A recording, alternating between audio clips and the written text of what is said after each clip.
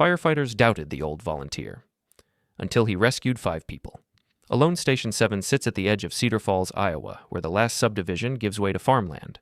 It's a small station, 2 engines, 1 ladder truck, 12 full-time firefighters rotating through 3 shifts. The kind of place where everyone knows everyone, where the same families have been running into burning buildings for generations. The volunteer roster is posted on the wall by the equipment bay. 18 names: farmers, teachers, construction workers, people who answer the call when the professionals need backup. At the bottom of the list, added 3 months ago, Henry Aldrich, 74. Nobody quite knows what to make of Henry. He showed up in May, walked into the station during a training session, and asked to volunteer. Captain Michelle Torres thought it was a joke at first. The man was 74 years old, gray hair thinning to nothing, a slight stoop in his shoulders, hands that trembled just slightly when he held a coffee cup. "Sir, I appreciate your interest, but volunteer firefighting is physically demanding work. We need people who can... I'm aware of what the work requires." His voice was quiet but firm. "I've been doing it for 53 years.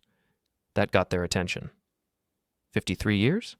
Started in 1971, Chicago Fire Department. Retired in 2006. Torres exchanged glances with Lieutenant Jake Hernandez. "You were CFD? Engine 78, Pilsen neighborhood, 35 years. Why'd you come here?"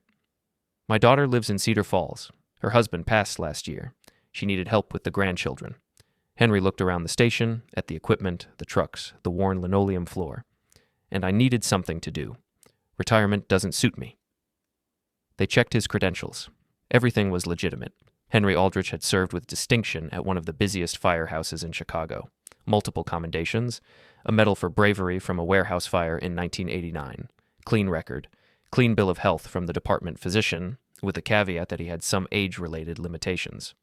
Torres approved his application, partly out of respect for his service, partly because they were short on volunteers and couldn't afford to turn anyone away. But she had reservations, and she wasn't the only one. The younger firefighters don't try to hide their skepticism. Ryan Mitchell is 26, 2 years out of the academy. He's the kind of firefighter who lives for the job. Gym every day, gear always ready, first one on the truck when the alarm sounds.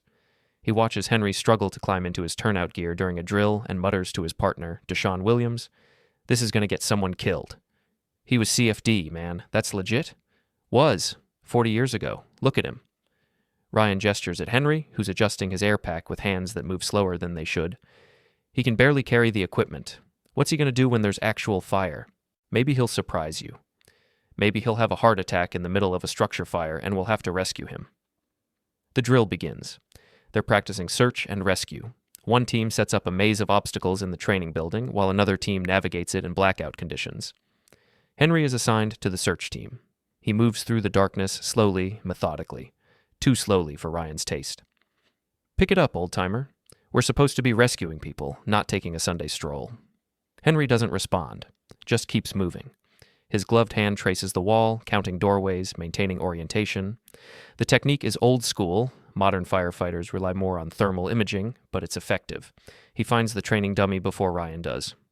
"Got one," Henry calls out, his voice muffled by the mask.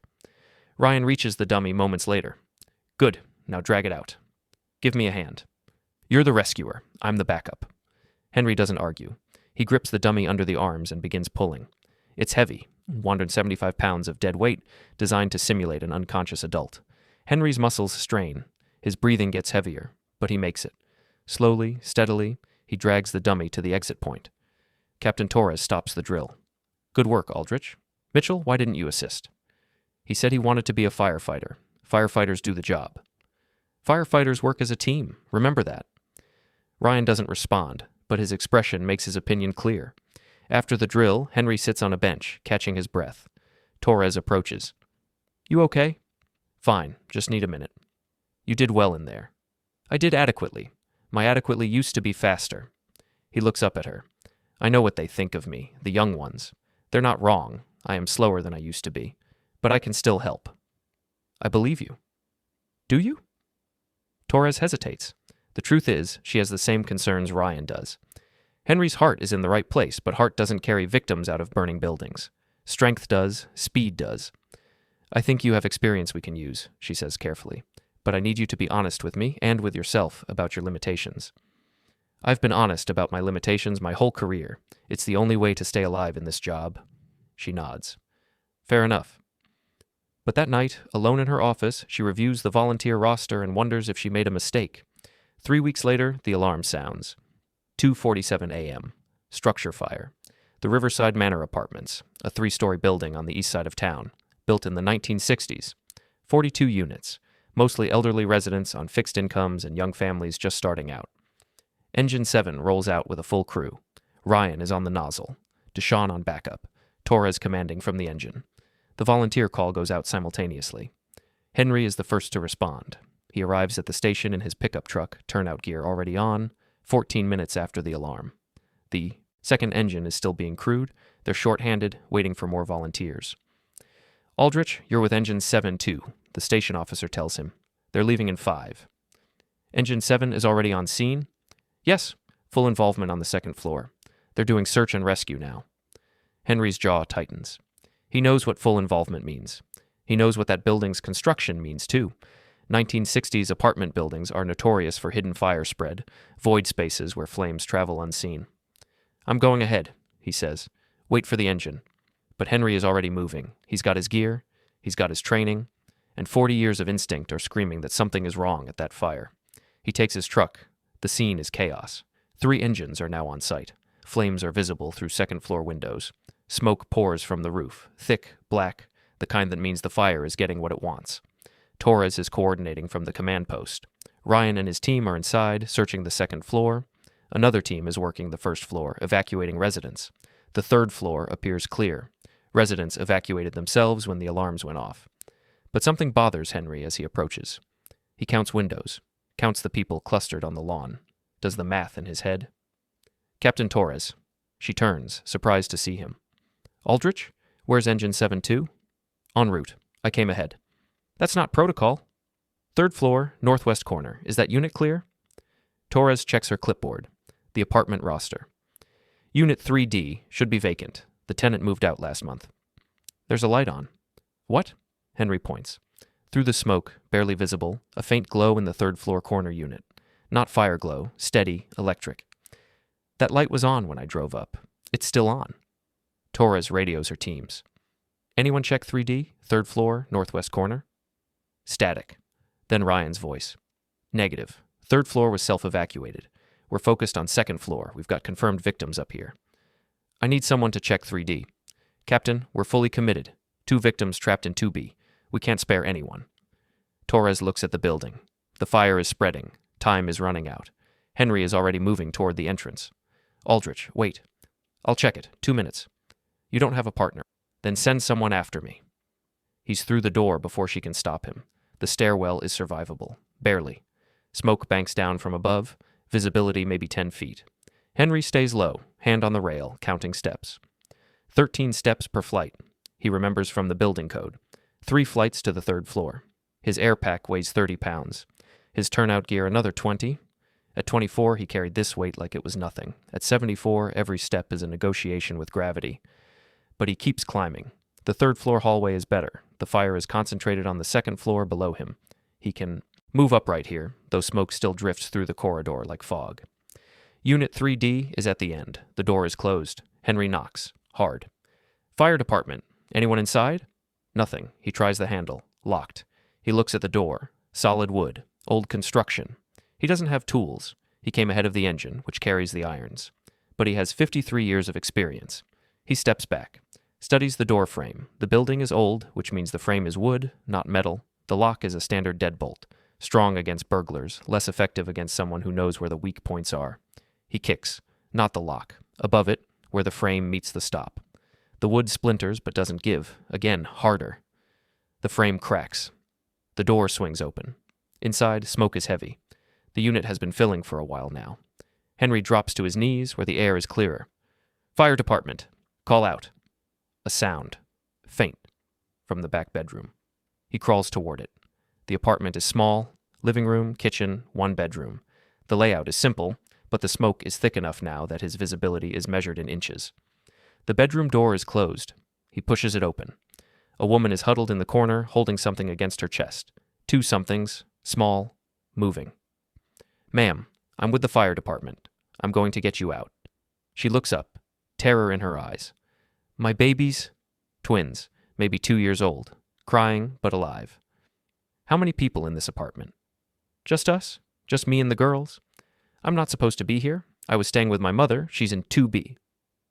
2B, the unit where Ryan found trapped victims, her mother. We're getting her out too. Right now, I need to get you and your children to safety. I can't move. My ankle. He looks. Her left ankle is swollen, bent wrong, broken probably. She must have fallen trying to reach her children. 3 victims, 2 infants, 1 adult with a broken ankle, 1 74-year-old firefighter with no backup. Henry does the math, calculates the options, makes a decision. What's your name? Maria Santos. Maria, I need you to trust me. Can you do that? She nods. I'm going to take your girls to the stairwell, then I'm coming back for you. Don't leave me. I will never leave you, but I can't carry all 3 of you at once. This is the fastest way to get everyone out. He holds her eyes. I will come back, I promise. She hesitates. Then slowly she holds out the twins. They're maybe 20 pounds each. Henry takes one under each arm, securing them against his body. They're screaming now, terrified. But that's good. Screaming means breathing. Stay low, he tells Maria. Breathe through the floor. I'll be back in 2 minutes. He doesn't wait for a response. He's already moving. The stairwell is worse now. Smoke has thickened. The fire is spreading. Henry can feel the heat through his turnout coat. The second floor is fully involved, and the fire is looking for somewhere else to go. He descends as quickly as he can with 2 toddlers in his arms. They're squirming, crying, making the carry harder than it should be. 13 steps. Turn. 13 more. The second floor landing is an oven. Flames visible through the stairwell door window. The fire has broken through into the hallway. Henry moves faster. His lungs are burning. He's been exerting at maximum for too long. His air pack is showing yellow, warning him that supply is getting low. First floor. The entrance is ahead. He bursts through the door into the night air. Firefighters rush toward him. Someone takes the twins. Someone else tries to guide him to the triage area. There's one more, he gasps. Third floor, 3D. Adult female, broken ankle. Can't walk. Torres is there. Aldrich, you need to... I promised her. He turns back toward the building. Henry, wait! But he's already gone. The second trip is harder. His legs are rubber. His air pack beeps. 5 minutes of air remaining, maybe less. The smoke is denser now, the heat more intense. He passes the second floor and can feel the fire through the wall. It's growing. Hungry. Searching for fuel. Third floor. The hallway is visibility 0 now. He navigates by memory, by touch. Right hand on the wall. Count the doors. 1, 2, 3. Unit 3D. Maria is where he left her. Face pressed to the floor, breathing through the gap under the door where air is slightly clearer. I told you I'd come back. My girls. Safe. They're outside. Now it's your turn. He assesses the situation. She can't walk. He's nearly out of air. The building is deteriorating. Standard protocol would be to call for assistance, wait for a team with proper equipment, but there's no time. Henry can feel it, the way you feel a storm coming before the first drop falls. The building is about to fail. Maria, I'm going to carry you. It's going to hurt your ankle. I'm sorry. Just get me out. He positions himself. Firefighters carry, victim over the shoulders, weight distributed. It's a technique he's used 100 times. But Maria is maybe 150 pounds, and he's 74 years old, and he's already exhausted. He lifts. The weight settles across his shoulders like a cross. His knees buckle slightly, then hold. His back screams, but his back has been screaming for 20 years. He knows how to ignore it. 1 step, 2. The hallway seems infinite, each step a victory and a battle. His air pack beeps again. 2 minutes. The stairwell. He reaches for the door. The handle is hot, not burning hot, but warning hot. The fire is closer now. He opens the door. Smoke billows up the stairwell, thicker than before. Down. 1 step at a time. 13 steps per flight. He counts them because counting keeps him focused, keeps him from thinking about the weight on his shoulders, the fire below him, the air running out. Second floor landing. The door to the hallway is glowing at the edges. He doesn't stop, can't stop. First floor. The entrance is ahead. He can see it, the red glow of emergency lights, the faint suggestion of cooler air. 10 feet. 8. His air pack dies. The mask seals, but there's nothing to breathe. 5 feet. He's seeing spots now. Maria is dead weight on his shoulders. She's passed out from the smoke. 2 feet. He falls through the door. Hands grab him. Voices shout. Someone pulls Maria off his shoulders. Someone else tears off his mask and shoves an oxygen supply against his face. He breathes, once, twice, then darkness. Henry wakes in an ambulance. The oxygen mask is still on his face. An EMT is checking his vitals. The doors are open. He can see the fire scene outside, lit by emergency lights and the glow of the dying fire. Sir, try not to move. You've got smoke inhalation. We're taking you to Cedar Falls Memorial. Maria, the woman. She's in the other ambulance, conscious, talking. She's going to be okay. The twins? Already at the hospital, minor smoke exposure. They'll be fine. Henry closes his eyes. Relief floods through him, warm as bathwater. You got 5 people out of that building, sir. 3 of them by yourself. 5? The 2 children you carried out. The woman. And the 2 victims from 2B. The other crew got them out while you were upstairs. They said you radioed about the 3rd floor. That's how they knew to clear 2nd floor faster. Henry didn't radio anything. Torres must have relayed his warning. The ambulance doors close. The siren starts. They begin moving. Henry lies there, oxygen hissing into his lungs, and lets himself rest. At the hospital, the doctors tell him he's lucky. Smoke inhalation, moderate, minor burns on his hands where the gloves didn't quite cover, exhaustion, dehydration, elevated cardiac enzymes. His heart didn't enjoy the evening's activities. You're 74 years old, the ER doctor says, reviewing his chart. You just performed physical work that would challenge someone half your age. I know. You could have died in there. Well, I know that too. So why did you do it? Henry looks at the ceiling. Fluorescent lights, acoustic tile, the same ceiling he's seen in hospitals across the country after dozens of fires. Because someone had to, and I was there. The doctor shakes his head. You're either the bravest man I've ever met or the craziest. Probably both. Captain Torres visits him the next morning. She brings coffee and a box of donuts. Firehouse tradition when someone ends up in the hospital. She looks tired, the kind of tired that comes from a long night of fighting fire and writing reports. How are you feeling? Like I got hit by a truck. You look like it too. She sits down in the visitor's chair. The fire's out. Building's a total loss, but everyone made it out alive. Everyone? All 42 units. No fatalities. 12 hospitalizations, mostly smoke inhalation. You were the worst. She pauses. Maria Santos wants to see you, when you're up to it. Her ankle. Broken in 2 places. Surgery this morning, but she'll walk again. Torres leans forward. Henry, what you did last night. I did what anyone would do. No, you didn't. Her voice is firm. You went into a burning building without backup. You made 3 trips through compromised structure. You carried a grown woman down 2 flights of stairs while your air supply was failing. I had to. You chose to. That's different. Henry doesn't respond. He's looking out the window at the morning sky. Clear, blue. The kind of sky that makes last night feel like a dream. Ryan Mitchell wants to talk to you, Torres says. Mitchell? He was on the 2nd floor when you radioed about Unit 3D. He says your warning gave him the push he needed to move faster on the 2B victims. He wants to thank you. He doesn't need to thank me. He wants to, and he wants to apologize. Henry turns to look at her. For what? For doubting you. For all the comments, the attitude, He was right to doubt me. Henry's voice is gentle. I'm 74 years old. I'm slower than I used to be. My body doesn't work the way it once did. Those are facts. But last night? Last night was adrenaline and luck. Next time might be different. He shifts in the hospital bed, wincing as sore muscles protest. The young ones should question the old ones. That's how you stay sharp. How you keep each other honest. Torres is quiet for a moment. There's going to be a commendation. City Council wants to recognize you. I don't need recognition. You're getting it anyway, she stands. Get some rest, Henry. The station will still be there when you're ready to come back. Who says I'm coming back? Torres smiles. The look in your eyes when you talk about it. Same look you had when you walked into our station 3 months ago. She moves toward the door. Once a firefighter, always a firefighter.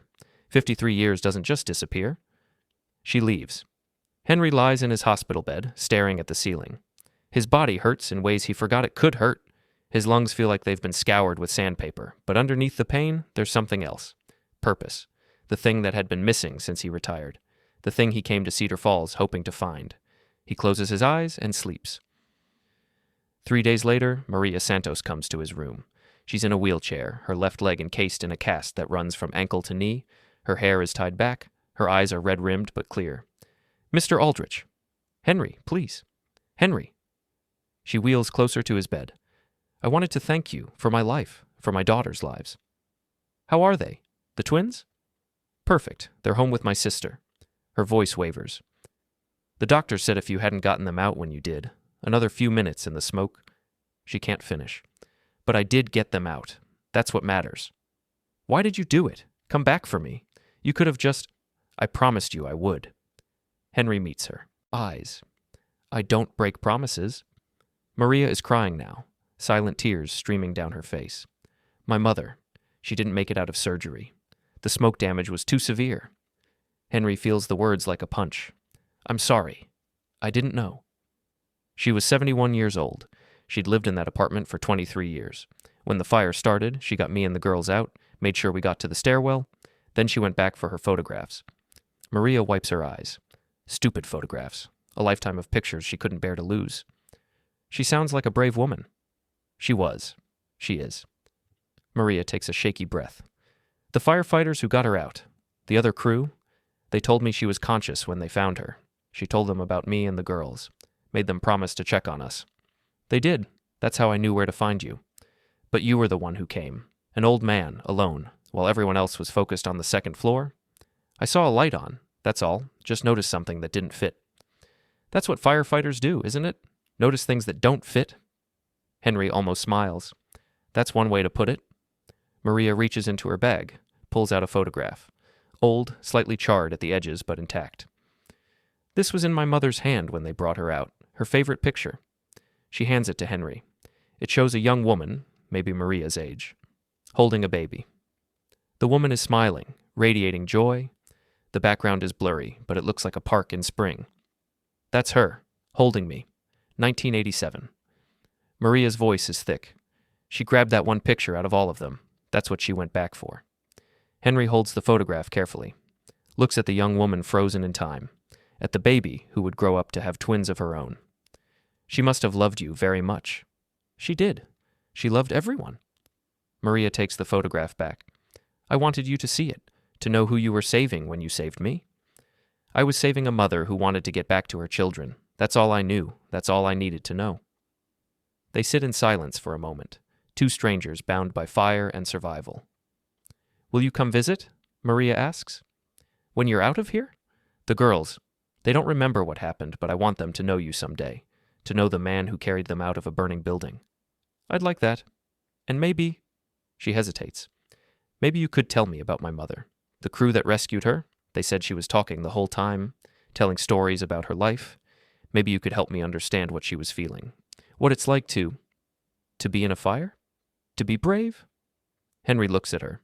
At this young woman whose mother died trying to save photographs, whose own bravery, staying with her children, trusting a stranger to save them, will never make the papers.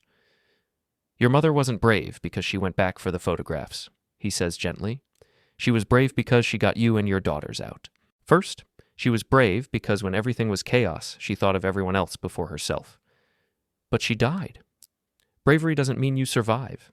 It means you do what's right even when you're scared, even when it costs you everything." He pauses. "Your mother did that? You did that too, when you trusted me to take your babies. That took courage." Maria is crying again, but there's something different in her tears now. Not just grief, something like understanding. "Thank you, Henry, for everything.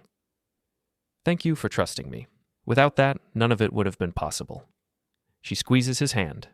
Then she wheels herself out of the room. Henry sits alone, holding the memory of the photograph. A young mother and her baby, 37 years ago. He thinks about all the fires, all the victims, all the moments of terror and triumph that have defined his 53 years in the service, and he realizes that this is why he came to Cedar Falls. Not for something to do, not to fill the hours of retirement, but for this, for Maria and her twins and the mother who died clutching a photograph, for the chance to make a difference one more time. He closes his eyes and sleeps. 2 weeks later, Henry is discharged from the hospital. His daughter picks him up. Rebecca, 51 years old, the reason he moved to Cedar Falls in the first place. She looks at him with the mixture of pride and exasperation that only daughters can achieve. "You nearly killed yourself, Dad." "But I didn't. That's not the point." "That's exactly the point." She drives him home in silence, but when they pull into the driveway, she doesn't turn off the engine. Mom would have been proud of you. Henry goes still. Eleanor, gone 6 years now. The woman who spent 35 years married to a firefighter, who never complained about the late nights and the close calls, who held him every time he came home from a bad fire. She always said you were the bravest man she ever knew. She was biased. Maybe, but she wasn't wrong. Rebecca turns to face him. I was angry when you volunteered, you know. Angry that you couldn't just retire and be safe, be normal. I know. But after what happened, after I heard what you did, she wipes her eyes. Those little girls have a mother because of you. Maria Santos is alive because you climbed 3 floors and carried her out. I just did what anyone would do. No, Dad, you didn't. You did what you were born to do. She takes his hand. I'm proud of you. I want you to know that. Henry squeezes her hand. Doesn't trust his voice. They sit there for a moment, father and daughter, in the driveway of the house he's lived in for 18 months. The house that finally feels like home. Come on, Rebecca says finally. The grandkids want to see Grandpa the hero. I'm not a hero. Tell that to them. They've already drawn pictures. The city council ceremony is held 3 weeks later. Henry stands at the front of the council chambers, uncomfortable in his dress uniform. The old CFD dress blues he brought from Chicago. They still fit, more or less. A little loose in the shoulders now. Captain Torres is beside him. The mayor is making a speech about bravery and service and community spirit. The usual words. Henry isn't really listening. He's looking at the crowd. Maria Santos is in the front row. Her twins are on her lap, squirming with toddler energy. They don't know why they're here. They won't remember any of this. But they're alive to not remember it. That's enough. Ryan Mitchell is there, in his dress uniform too. He catches Henry's eye and nods. A simple gesture, an apology and an acknowledgement rolled into one. The station crew fills an entire section. Deshawn, Torres, the others, even some of the volunteers who weren't there that night but have heard the stories. And in the back, almost hidden, is a group Henry doesn't recognize. Older men and women, gray hair and weathered faces, former firefighters. He can tell by how they stand, by the way they watch him. And it is my honor, the mayor is saying, to present the Cedar Falls Medal of Valor to Henry Aldrich for acts of extraordinary bravery in the line of duty. He places the medal around Henry's neck. The crowd applauds. Henry steps to the microphone. I'm not good at speeches, never have been, but I want to say something. The room quiets. 53 years ago, I walked into my first fire, Engine 78, Chicago. I was 21 years old and scared out of my mind, but the men I worked with, they showed me what it meant to be a firefighter. Not just the techniques, not just the equipment, but the commitment, the willingness to walk into hell for a stranger. He pauses, looks at the crew from Station 7. 3 months ago, I walked into this station and asked to volunteer. I knew I wasn't what you expected, wasn't what you needed maybe, but you gave me a chance anyway. Torres is smiling. Ryan looks at the floor. That night at Riverside Manor, I didn't do anything special. I saw a light that shouldn't have been on. I went to check. And when I found people who needed help, I helped them. That's all any firefighter does. We see problems, and we fix them. He looks at Maria, at the twins on her lap. The real heroes are the people who trust us, who stay calm when everything's burning, who hold their babies and believe that help is coming. His voice thickens. Maria Santos trusted me with her children's lives. That took more courage than anything I did. Maria is crying, but she's smiling too. I don't know how much longer I'll be able to do this job. My body doesn't work the way it used to, but as long as I can climb a ladder and carry a hose, as long as I can help someone who needs helping, I'll keep showing up. He touches the medal on his chest. This medal isn't mine. It belongs to everyone at Station 7, everyone who fights fire, everyone who runs toward danger while everyone else runs away. He steps back from the microphone. Thank you for this honor and for letting me serve. The applause is thunderous. Afterward, at the reception, the group of older firefighters approaches Henry. Their leader is a man about Henry's age, white-haired and weathered. Henry Aldrich, I'll be damned. Henry stares. Recognition dawns. Jack Morrison? The same. They embrace. I heard about what you did. Came down from Des Moines to see you get your medal. You know this guy? Torres asks. We went through the academy together, Chicago 1971. Henry shakes his head. Haven't seen you in, 20 years? 23.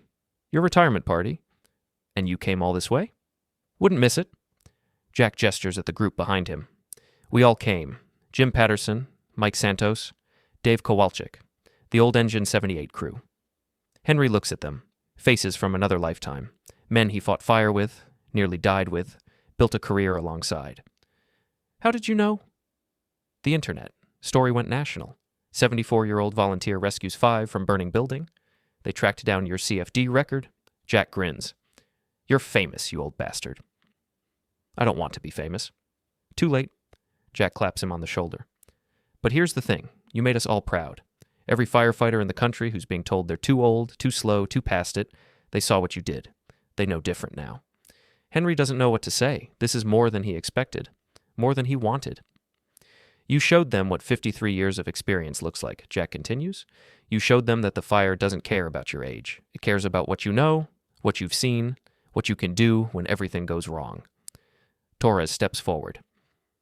That's exactly what he's been showing us at Station 7, since the day he walked in.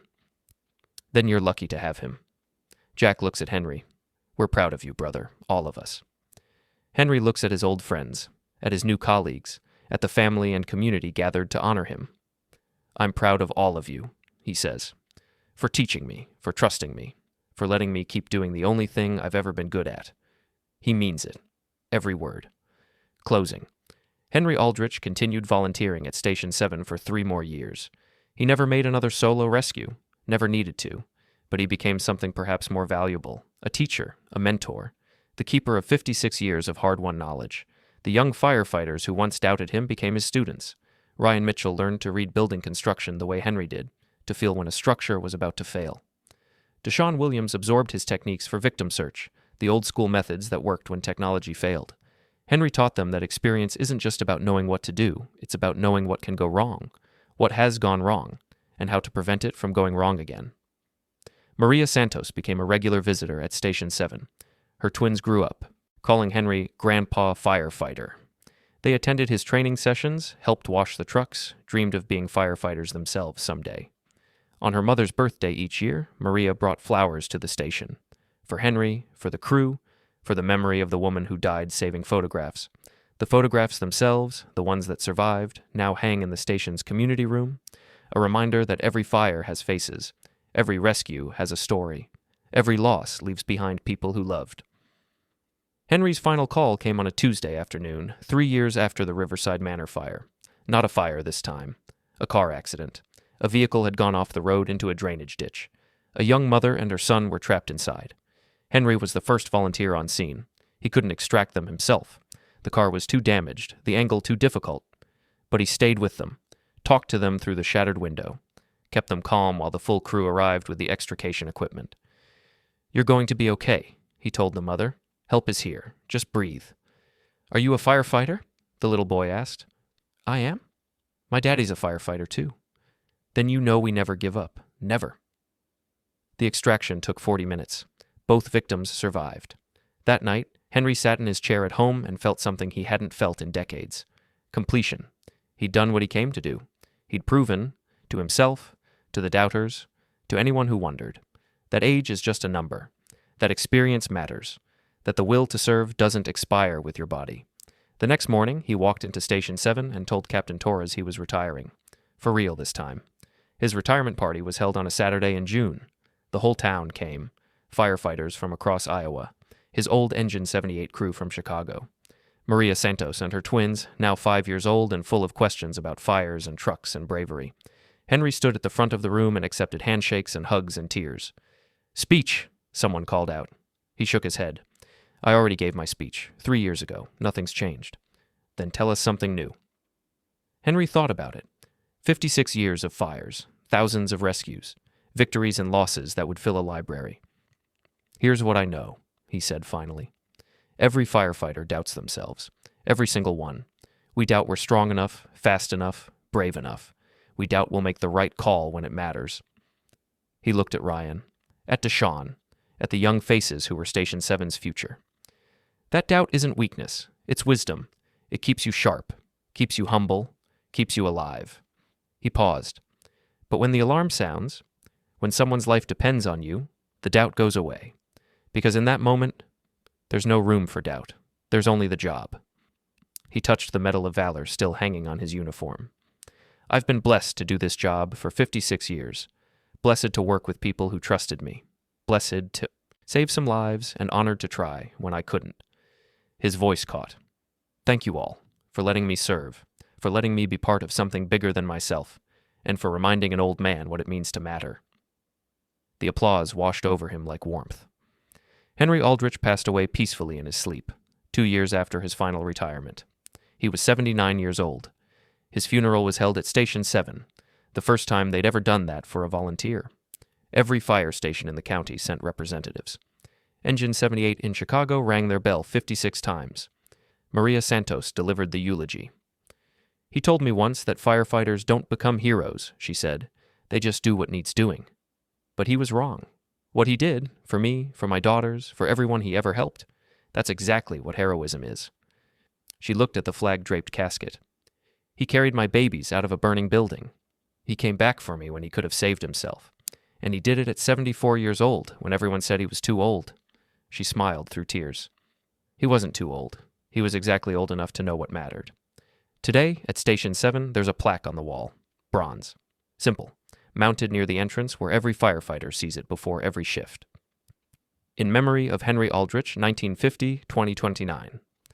56 years of service, who taught us that age is just a number, but courage is forever. Below the plaque is a photograph. Henry in his turnout gear, standing in front of Engine 7. 74 years old. Eyes bright, hands steady, ready for the next call. Every year, on the anniversary of the Riverside Manor fire, Station 7 holds a training session. It's called the Aldrich Drill.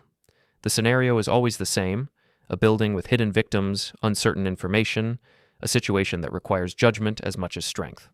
The young firefighters go through it one by one, learning to see what others miss, learning to trust their instincts, learning that the best tool in any rescue isn't equipment, it's experience. And when they complete the drill, they gather around the plaque on the wall. Who was Henry Aldrich? The new recruits ask. The veterans smile. He was a firefighter, they say. The kind they don't make anymore. The kind who proves that the fire doesn't care about your age, only about your heart. And then they go back to training. Because somewhere, right now, someone needs rescuing. And someone has to answer the call. Maybe that's what service really means. Not the strength of your body or the speed of your step, but the willingness to walk into darkness when others can't, to carry what needs carrying, to keep showing up year after year until there's nothing left to give. History forgets the noise. It remembers the silence that followed.